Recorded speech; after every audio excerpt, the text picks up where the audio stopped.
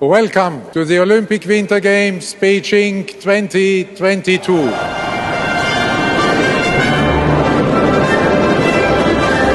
Out of the Ukraine conflict, President Biden wrapping up U.S.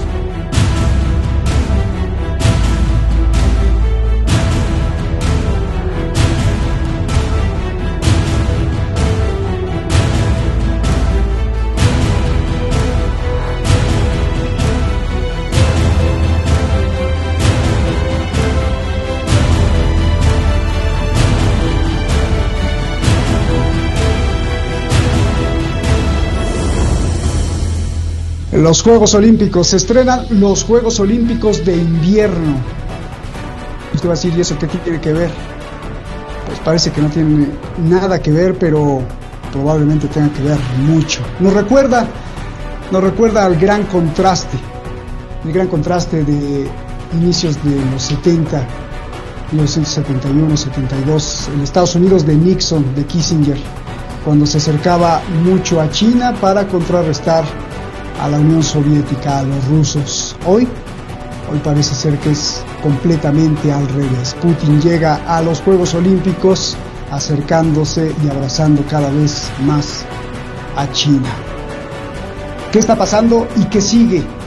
Esa es la pregunta obligada. Soy Roberto de la Madrid y esto que soy yo y que así soy yo. Detrás de la razón. Comenzamos.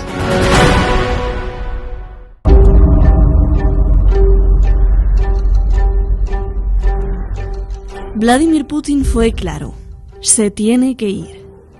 La OTAN y Estados Unidos tienen que abandonar sus pretensiones en Ucrania y dejar de rodear a Rusia.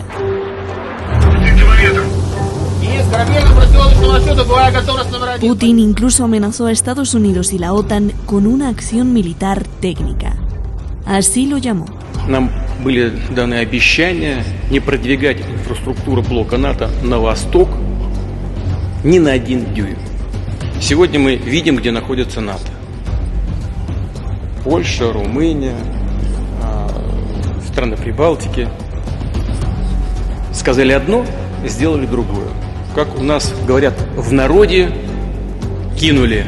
В случае продолжения явно агрессивной линии западных коллег мы будем предпринимать адекватные ответные военно-технические меры. На недружественные шаги жестко реагировать.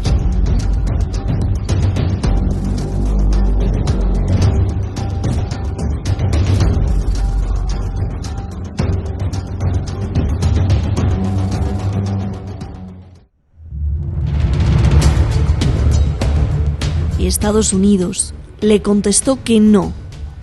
Y no solo eso, además aprueba el envío de miles de tropas más. Joe Biden ordena el despliegue de 3.000 soldados hacia Rumanía, Polonia y Alemania.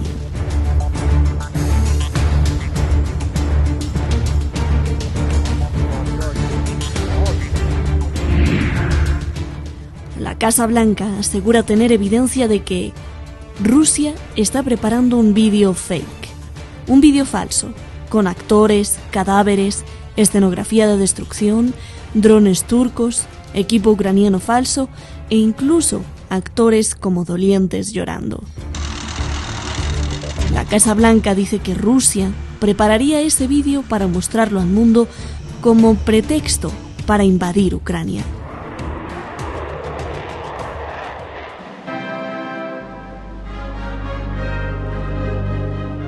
Mientras, Putin abraza los Juegos Olímpicos de invierno en China, a la cual se acerca cada vez más.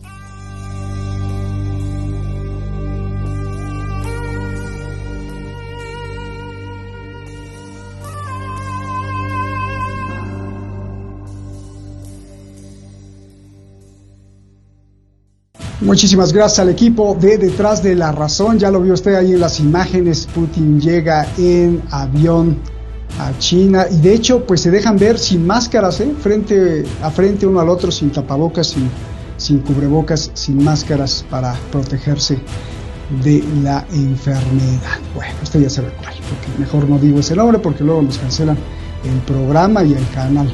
Muchísimas gracias a usted por estarnos apoyando en esta era que cada vez somos más. Estamos muy contentos empezando el año con mucha alegría porque, bueno, pues los seguidores siguen sumándose a nuestro canal y cada vez somos más, que de eso se trata, de hacer conciencia, y este ruido que genera esa conciencia pues es el producto de la inteligencia de cada uno de nosotros, de usted que nos critica, que nos aplaude o que nos señala cuestiones. Hoy tenemos a, pues ya lo conoce usted muy bien, Francisco Javier Martínez, analista, geoestratega, siempre analizando todas las causas, no se le escapa ningún rincón, sobre todo el económico, que ese es vital para entender qué es lo que pasa con los movimientos en el mundo, los movimientos militares, estratégicos y políticos. Gracias, Francisco Javier Martínez, un abrazo, es un placer. Y el maestro, el doctor Eduardo Bior, maestro con respeto y doctor por profesión. Gracias, Eduardo Bior, que también dirige a muchos intelectuales en la punta sur de América, ya en el cono sur, y que cada vez son más, te veo ahí muy activo, llevando muchas ideas, proponiendo, haciendo, y felicidades, Eduardo, es un placer, feliz año, no te había visto, un gran abrazo de inicio de año, aunque haya atrasado, pero un abrazo virtual, gracias a los dos. Francisco, no hay más preguntas, este es un programa muy sencillo, ya se dijeron de todo, Estados Unidos, Rusia, China apoya, la OTAN no sabe qué hacer prácticamente, más soldados, hay muchos movimientos, esto del video fake, las tropas de Rusia siguen ahí cerca de Ucrania, hay movimientos militares por todos lados. La gran pregunta, muy simple, Francisco, te veo ahí con tu pañoleta roja, ¿qué sigue? Pues querido Roberto, querida audiencia, querido Eduardo, como decía el filósofo y dramaturgo alemán Friedrich Schiller, nada en el mundo es insignificante, nada en el mundo escapa al significado. Voy a ceñirme a hechos, como un conflicto interno que empezó como conflicto interno entre oligarquías ajenas a los verdaderos intereses de la ciudadanía ucraniana, devino primero un conflicto civil en el 2014 interno, tras un golpe de Estado, azuzado por intereses criminales de corporaciones transnacionales y que escapan al control de los estados, mejor dicho, copan y utilizan a los estados. En estos últimos 7 días, los movimientos que hay que tener en cuenta y darles significado son los siguientes. Por una parte, el lunes se produjo en ese modelo de democracia que dice Jens Stoltenberg que es Ucrania, por eso quiere que entre dentro de la OTAN. En ese modelo de democracia, repito con ironía, se produjeron ya el lunes, me decían mis contactos en Kiev, más de 5.000 personas eran detenidas y tratadas casi como criminales por tener y pertenecer a partidos que no quieren el enfrentamiento con Rusia. Partidos como el de Viktor Medvedchuk o el del anterior presidente Poroshenko. Solo el lunes se produjeron 5.000 arrestos.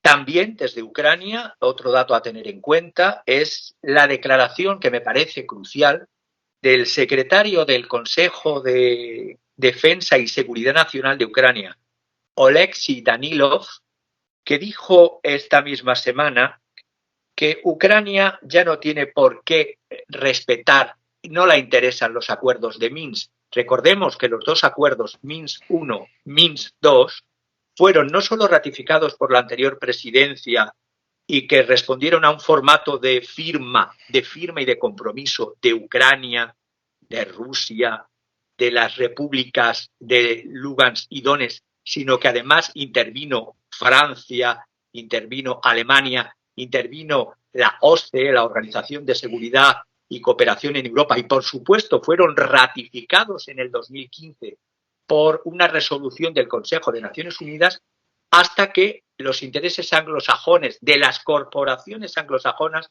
metieron la zarpa en el 2015, y lo que era un acuerdo o acuerdos a desarrollar en paz para un stop al enfrentamiento, conflicto civil en Ucrania, ha devenido todo lo que está deviniendo. Pero vamos más allá. Vemos que en el seno de esta organización también con ironía digo defensiva porque antes se decía así desde el año 91, ya no existe el Pacto de Varsovia, pero es defensiva, pero ha habido guerras como la desintegración de Yugoslavia, entre otras. Las posturas de los miembros, por supuesto, de Francia y de Alemania, que están resucitando el formato Normandía para una solución pacífica y por así decirlo, escuchar la voz de Rusia también como parte de Europa. Se han pronunciado en contra Serbia, como no podía ser menos, su presidente Aleksandar Vučić, en contra de cualquier intervención contra Rusia. El presidente de Croacia, poco sospechoso de ser prorruso, Zoran Milanović, ha dicho que no hay estabilidad futura en la Unión Europea que no pase por Rusia, contar con Rusia.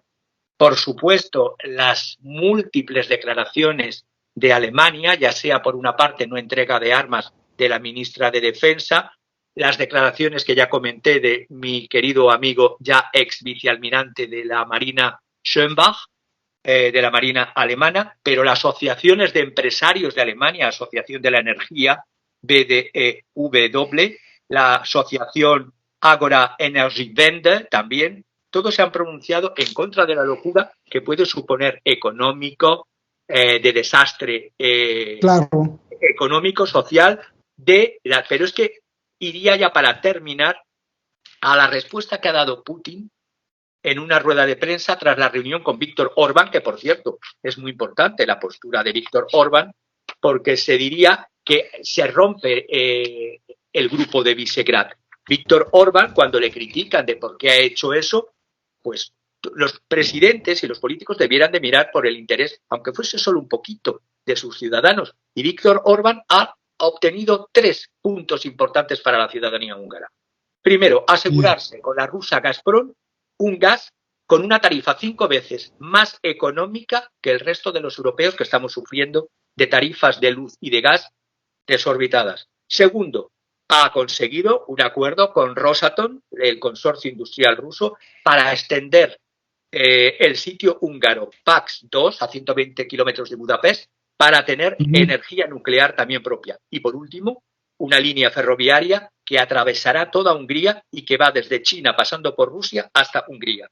Por lo tanto, cuando le ponen en las revistas, como he visto en las revistas húngaras de esta semana, la oposición a Orbán de Lacayo limpiando los zapatos a Putin, pues ojalá todos los presidentes de las naciones limpiasen los zapatos a favor de sus ciudadanos.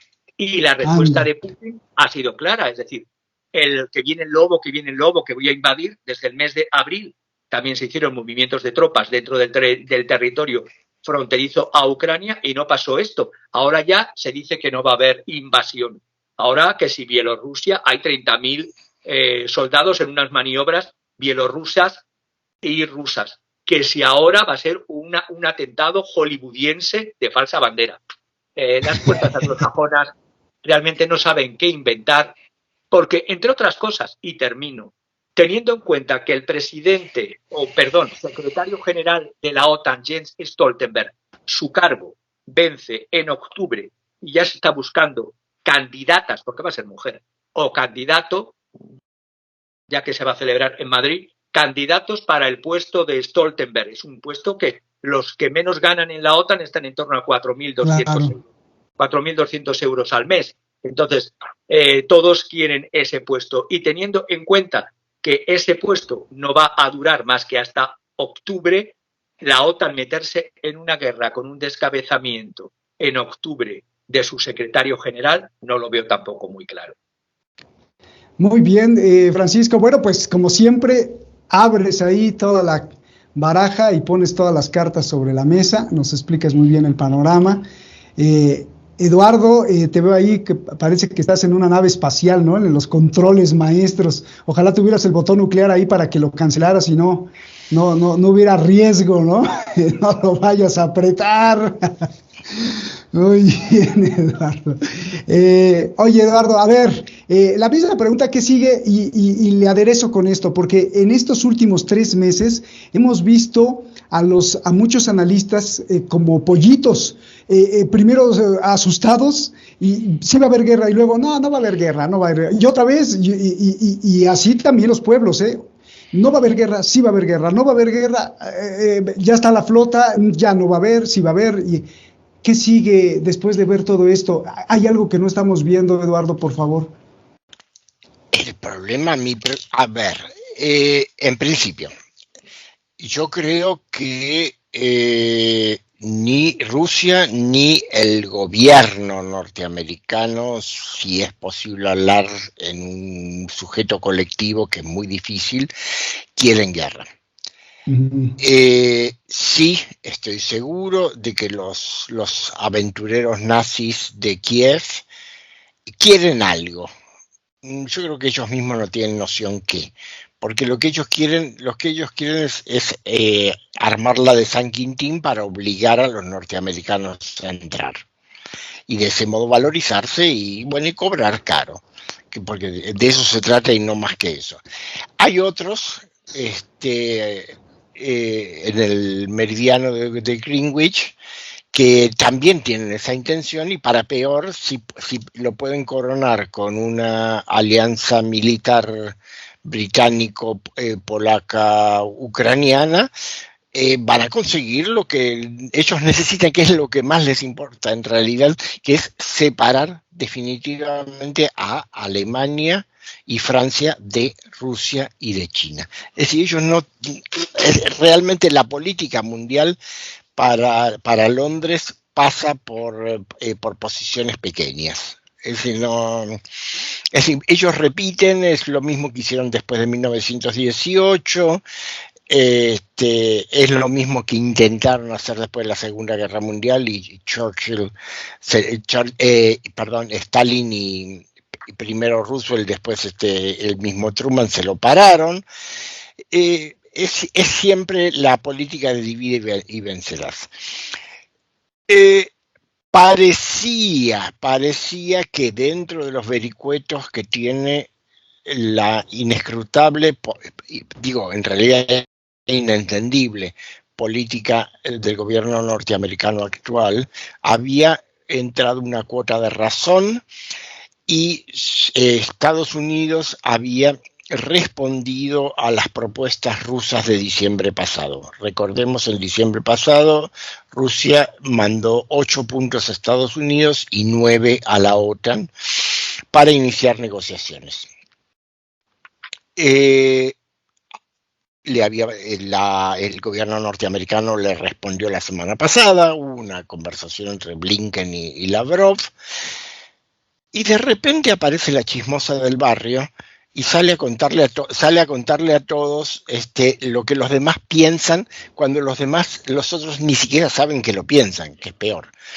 Es decir, la publicación del diario El País de ayer jueves está claramente, más allá de quién sea el autor, está claramente destinada a torpedear la negociación entre Rusia y Estados Unidos. Entonces, como yo no tengo servicio de inteligencia propia, lo que tengo que hacer es trabajar con la vieja pregunta latina, cui bono, ¿a quién le da provecho el romper la negociación? Y bueno, ahí veo, podría ser toda una elucubración geopolítica. Me temo que va por el lado, pero me temo que es mucho más pequeño, que es terrible, que va por el lado de lo que decía mi colega recién. Es decir, yo creo que aquí hay alguien que para conquistar la Secretaría General de la OTAN es capaz de poner al mundo al borde de una guerra nuclear. Es decir, yo creo que el nivel, quizás es muy subjetivo, pero el nivel de imbecilidad y de cortedad que yo veo en este momento en el 90% de la dirigencia europea y en gran parte de la dirigencia norteamericana me aterra. Y eso es lo que a mí me está produciendo más miedo. ¿Por qué? Porque estamos en una época de transición. Estados Unidos se ha dedicado en los últimos 30 años a romper todas las reglas de intercambio y de relación internacional, a salirse de todos los tratados que lo vinculaban en la época de la Guerra Fría, a romper sus promesas y expandir la OTAN hacia el este. que en este momento tiene la respuesta, lógicamente se produce un cimbronazo. Es decir, la resistencia, el bloque que le ofrecen China y Rusia produce un cimbronazo en esas prácticas de los últimos 30 años. Entonces estamos en una extrema inestabilidad. Si en esta extrema inestabilidad, además, los líderes responsables, si son de mirada corta, solo miran su ventaja en la próxima elección o solo miran su cargo en una corporación internacional o en este caso en un organismo multilateral como es la OTAN, a mí me corre el frío por la espalda, porque estamos en manos de sujetos absolutamente irresponsables. Quizás yo tengo una sospecha de quién pudo tener interés en la ruptura de las negociaciones, y es una persona que está dentro del Departamento de Estado y ya fue responsable por el golpe de Estado nazi de febrero de 2014, que es lo digo directamente, es la subsecretaria de Asuntos Políticos Victoria Nuland. Creo que le cae muy bien a Javier. Creo que mi colega tiene otro nombre. No sé si lo querrás dar. Ya lo pensé por las conversaciones que hemos tenido en off, pero no lo voy a decir yo. Bien. Oye, Eduardo, ¿quién es la chismosa? Para que nos quede claro, porque dijiste... La chismosa es el diario El País. Es el diario El País que publicó en su portada los documentos y obligó a Estados Unidos y a Rusia a reconocer que eran así el intercambio de notas confidenciales público. Así que es terrible. Es decir, se rompen todas las reglas de la diplomacia desde la antigüedad hasta ahora. Yo soy partidario de la transparencia, sí, pero la transparencia una vez que se tomaron las decisiones. Mientras en una situación tan álgida como esta, la diplomacia norteamericana y la diplomacia rusa están tratando de encontrar más o menos una mesa donde sentarse, porque creo que por ahora no han avanzado más que eso.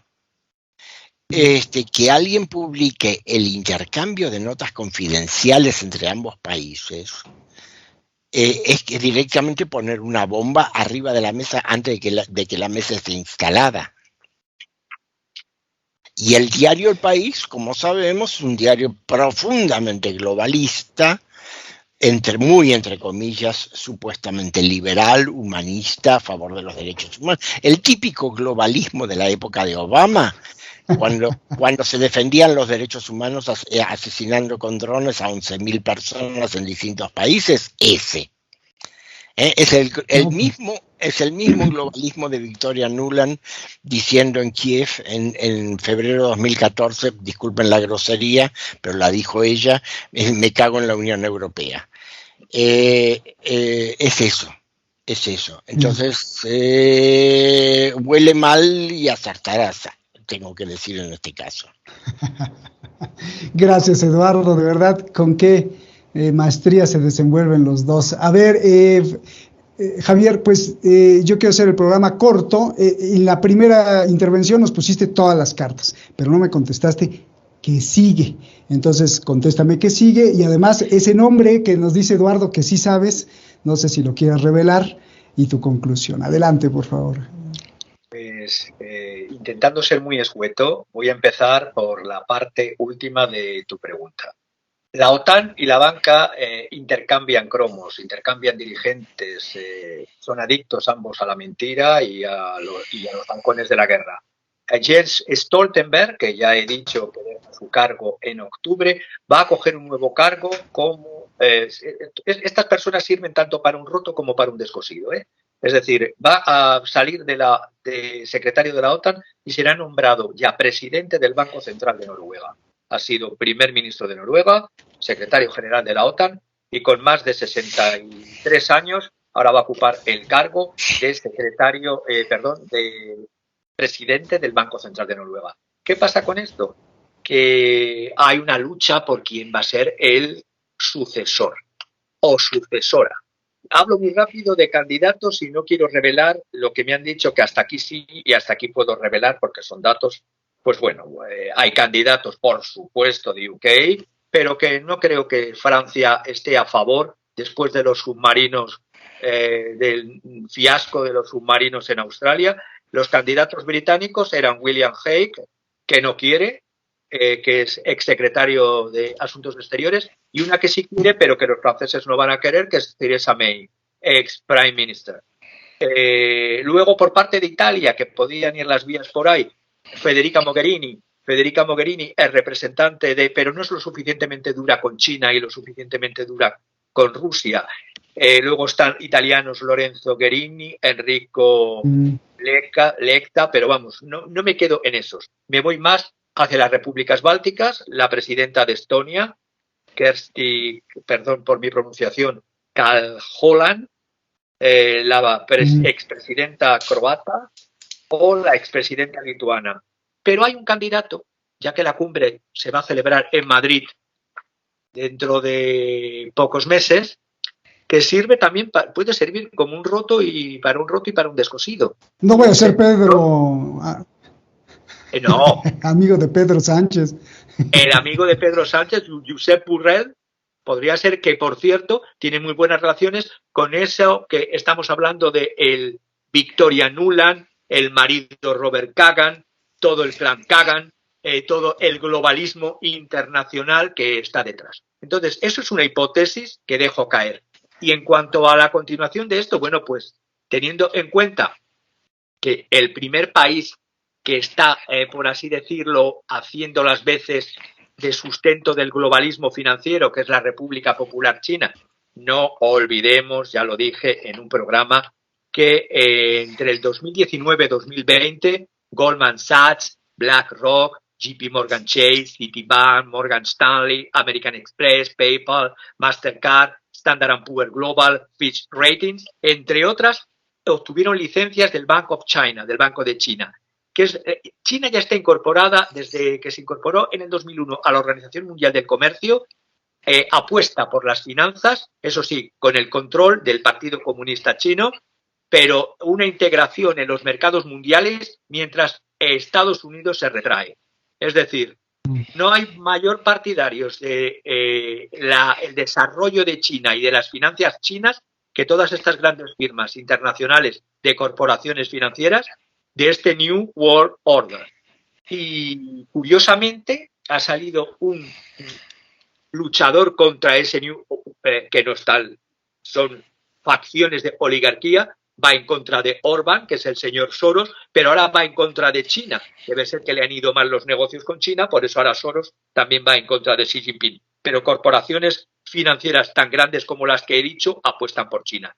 Y la realidad es que en este interín los rusos y los chinos, este matrimonio de conveniencia, que no me canso de decir matrimonio de conveniencia, han firmado unos acuerdos porque China necesita las energías rusas y Gazprom ha firmado un acuerdo, el jefe de Gazprom, Alexei Miller, con la energética china CNPC, hace pocas horas, que a lo largo de un acuerdo de 10 años para compraventa de gas natural ruso y una construcción de un oleoducto a través de la ruta del Extremo Oriente. No olvidemos que además hay otro gasoducto ruso, Soyuz Vostok, que ya está llevando o va a llevar 50.000 millones de metros cúbicos al año, más los otros 50.000 que se espera de aquí al 2028. Eso en gas, pero en petróleo también hay un acuerdo ruso-chino que se ha firmado hace pocas horas de 100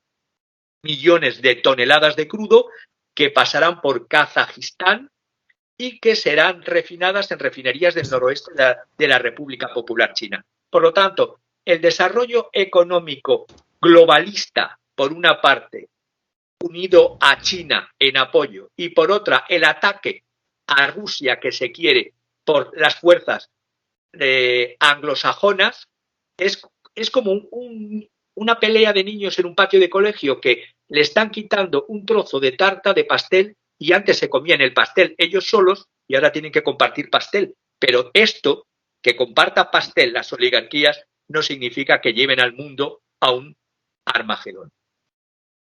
Oye, Francisco, ¿y qué sigue? Porque ya esto ya se enfrió, o sea, sí se empezó así como que sí, estos sí se van a dar un disparo, pero como van las cosas parece ser que no. Y me acuerdo mucho que tú dijiste creo que hace 2 meses en un programa sobre esta crisis, que ya lleva más, dijiste, es que como que a Rusia le falta un golpe de mesa fuerte para que sientan los otros.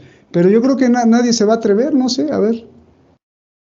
Realmente el gran terror para la ciudadanía, no solo de Europa, sino mundial, vendría por los locos que están azuzados en Kiev y pagados en Kiev, no solo los de corporaciones como Academy, antes Blackwater, que ya están presentes en Ucrania, bueno, están presentes desde el 2014, pero ahora más.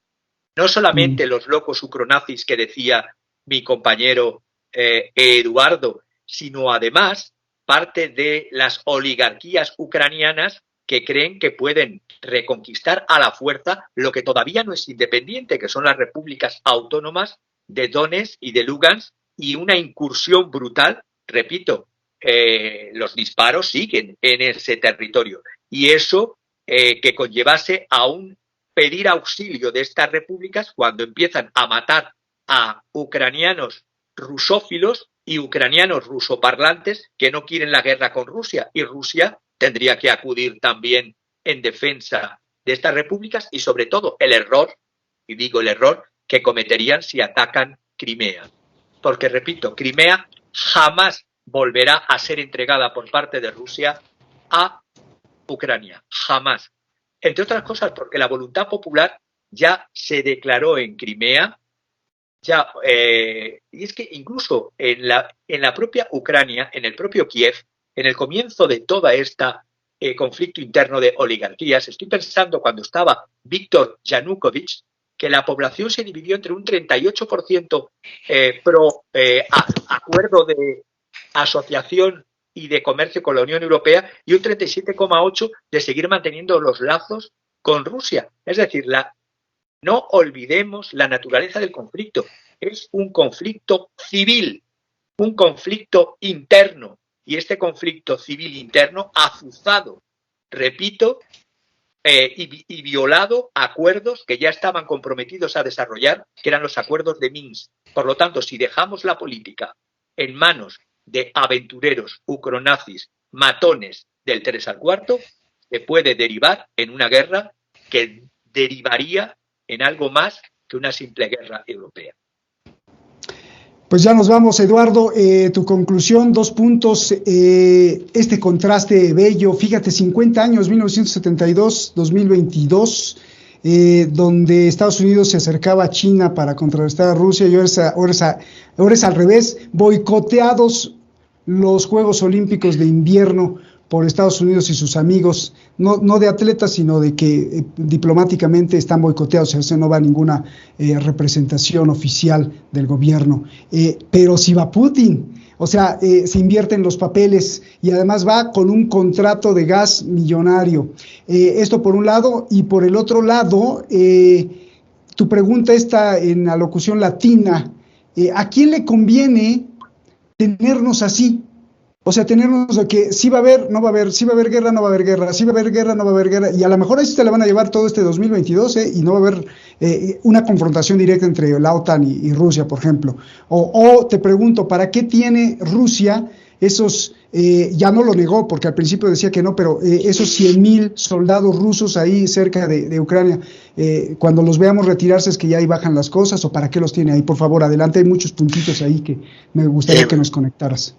Comienzo por el final. Los 100.000 soldados, que creo que son menos que eso, no sé, en este momento no tengo la información al día de hoy, pero la semana pasada eran 80 y tantos mil.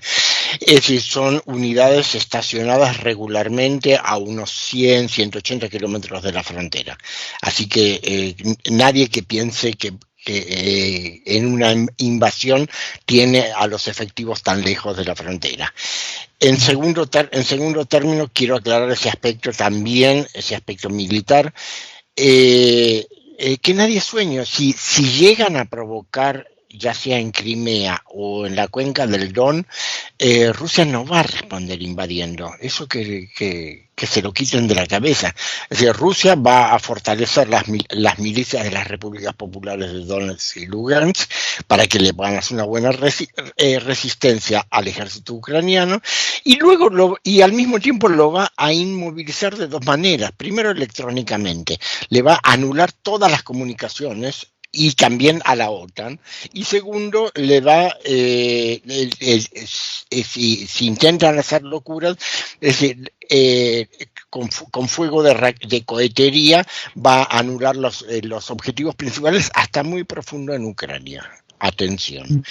Pero fundamentalmente lo que en esa hipótesis, lo que Rusia va a hacer es va a apostar, que ya deben estar apostados, un submarino en el Atlántico Norte, otro submarino en el Pacífico Norte, indicándole y avisándole al Pentágono que esos submarinos están equipados con cohetes Zircon, o sea, los cohetes hipersónicos que pueden llegar.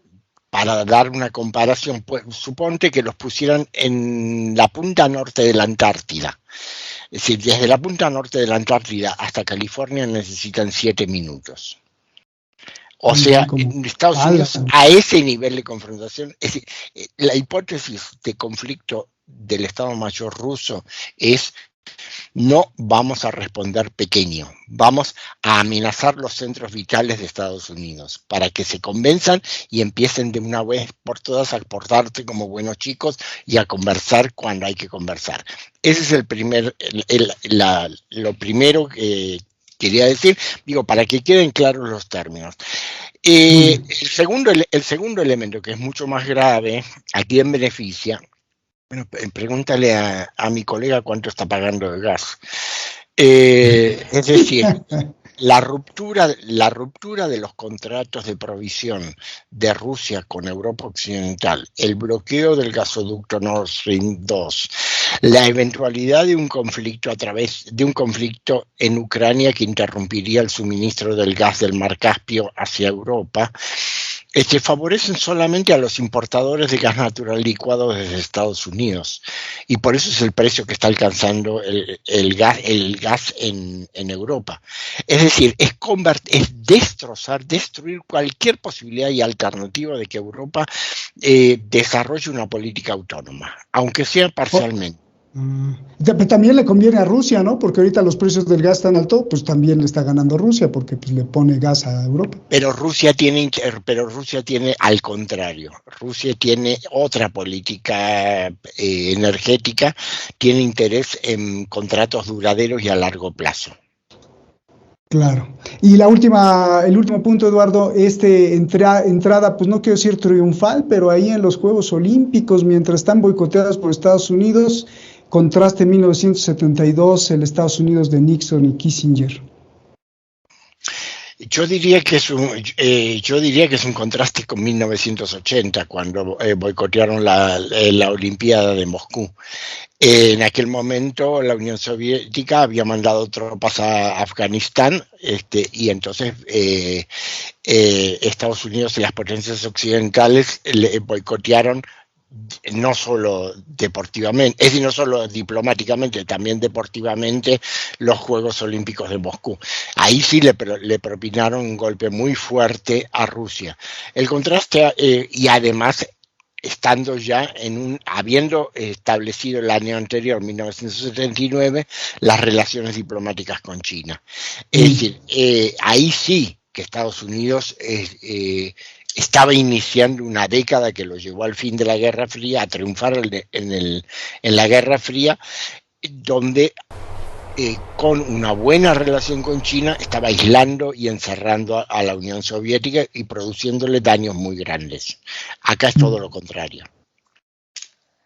Genial, pues no sé, estaba viendo un avión israelí y me llamó la atención. ¿No tendrá también algo que ver ahí en la chismosa Israel? No lo sé. La cereza del pastel, Francisco, Javier, levantaste la mano.